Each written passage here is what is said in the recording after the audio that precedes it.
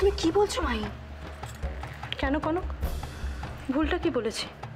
আর তাছাড়া নিজের অধিকারটা আদায় করে নেওয়া কি খারাপ? নিজের অধিকারটুকু আদায় করে নাও, অর্থাৎ নিজেরটা ভাবা, এটা খারাপ কিনা বলতে পারবো না মাহি। কিন্তু এই বাড়িতে প্রত্যেকে আমরা একে অপরের জন্য বাঁচি, অন্যের কথাটাই আমরা আগে ভাবি। আর এটাই আমাদের এ বাড়ির বড়রা, মানে রাঙামা, বড় মা, মা আমাদের শিখিয়েছেন। হ্যাঁ, বৌরানী একদম ঠিক কথা বলেছে মাহি। আমি জানি অভ্র, আর এই বাড়িতে আসছি কম দিন তো হলো না, কিন্তু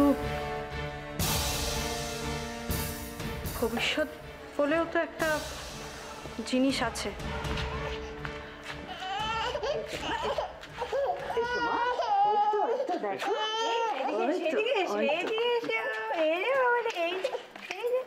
এই নাও মা, তোমাদের মেয়েদের তোমরাই সামলা।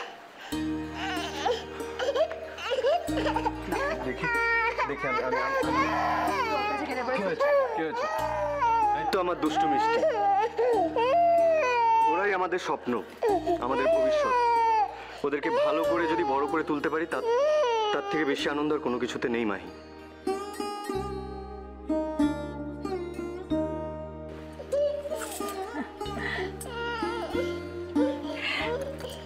এই তো এবার দৃশ্যটা কমপ্লিট হলো, বললি?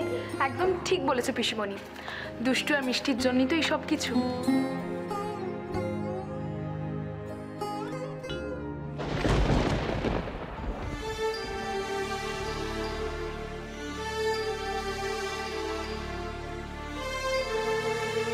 বলি বলি না, বলি তোমরা বিশাল বড় একটা ভুল করছো।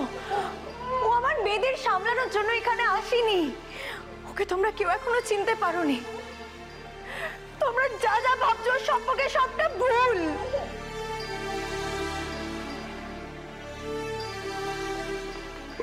বৌরানী, আচ্ছা কটা বাজে কারো খেয়াল আছে? এই দেখো। কি গো পিসিমণি, আচ্ছা কি তোমরাও কি সব এক হয়ে গেলে নাকি? খিদে পেয়েছে? এ বাবা, পুরো ভুলেই গেছি। চল চল চল। পিসিমণি, তুমি কাকে নিয়ে টেনশন করছো? এরকম কোনোদিনও হয়েছে যে ছোটদা ভাই খাবার কথা ভুলে গেছে? হ্যাঁ সেই তো। মাহি, ও যদি ভুলে যায় তাহলে অভ্রকে আমরা অভ্র বলে চিনব কি করে? চলো, দেরি করে লাভ নেই। আমি ননিকে বলে দিয়েছি, এসো অভ্র, চলে এসো, চলে এসো সবাই, চলো।